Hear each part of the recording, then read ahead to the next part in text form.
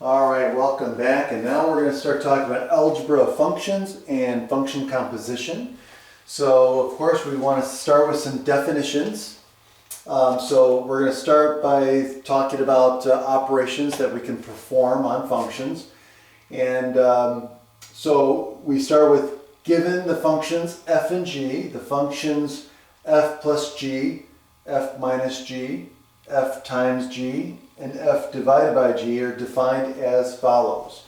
So the function f plus g of x is just the sum of the functions, okay? Sum of the individual functions. To the subtraction function, f minus g, is equal to just the subtraction of the individual functions. The function f times g of x is just the multiplication of the individual functions.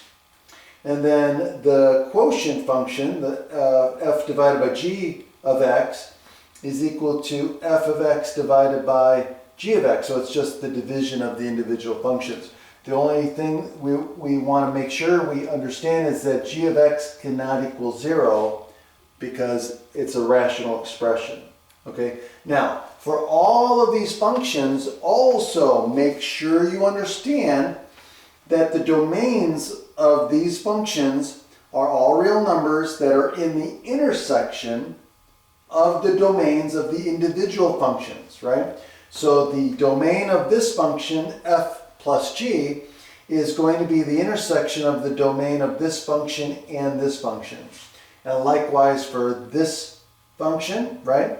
All the functions. Now, obviously, as I just said, with regard to the quotient function here, f divided by g function, we have the added restriction that we can't have any values of g of x that any values of x that make g of x equal to 0. So that would be an added restriction on the domain. Okay, but again, in general, the domain of these four functions are the intersection of the individual functions. All right, now we'll do some examples.